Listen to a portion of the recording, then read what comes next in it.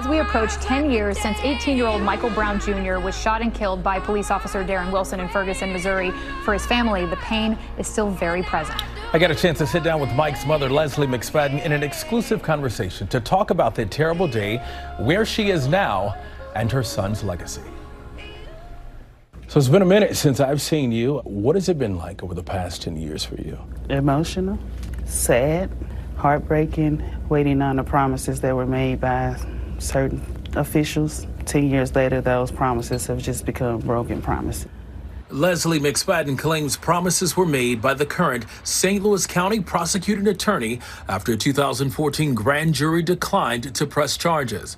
The state attorney then chose not to pursue charges in 2020. The 18-year-old was shot 6 times by then Ferguson, Missouri police officer Darren Wilson back on August 9, 2014. It all stemmed from an encounter earlier in the day when Brown was accused of stealing a pack of cigarillos from a nearby liquor store. The killing of Brown ignited weeks of protest. Unrest and chaos erupted in the small town located 15 miles north of St. Louis, putting Ferguson into the public consciousness. Can you take us back to that day when you first found out? Where were you? I was at work. I had an incoming call, and I looked at my phone. It was my sister. She just said to me, "They shot Mike." Those are her only words to me when I clicked over and say hello. My heart dropped, my phone dropped.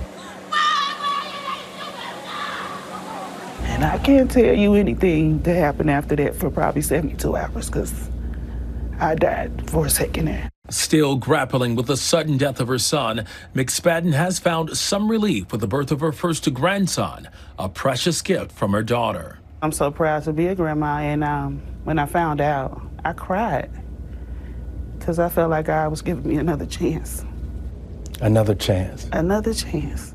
At getting it right if I got it wrong. Do you feel like you did something wrong? I think that as a parent, I'm sorry, but you always feel responsible. Because that's your child, that's your baby. You are their protector.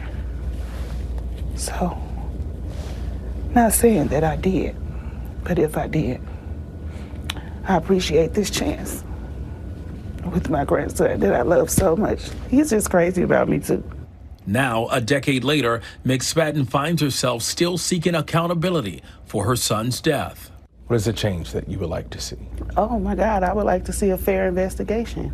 We reached out to the county prosecuting attorney's spokesperson by phone, and he told us that Wesley Bell promised to review the evidence and would never promise to file charges in any case. And he kept that promise by reviewing the evidence and making a public announcement that he would not file charges. At the end of the day, as was concluded by the DOJ and other investigative agencies, there is not sufficient evidence to justify any charges. Don't condemn them for being human. Civil rights attorney Ben Crump represented McSpadden and the family right after Brown was killed. Everybody to a one in that black neighborhood said that Michael had his hands up. And I don't care what you allege he did. Once he puts his hands up, you don't kill him. Wilson claimed Brown attacked him and tried to take his service weapon. The DOJ later determined in an investigative report that it could not confirm Brown surrendered to the officer before he was shot and killed. A St. Louis County grand jury would also decline to press charges against Wilson. Wilson resigned from the police force soon after. Back in July, we reached out to Wilson by phone to request an interview, and he told us he had no comment. How would you like for your son, your baby, to be remembered? As a great big brother, all of his siblings love him. He would have been a great contribution to this world had his time not been cut short. Our many thanks to Mike's mom, Lezley, for having that conversation with us. Yeah, you were just so tender with her, and it's amazing that she's able to come out 10 years later and talk about her son in such loving terms. Yeah, to see her strength, you know, how far she's come as well. Yeah, thank you for that, DeMarco.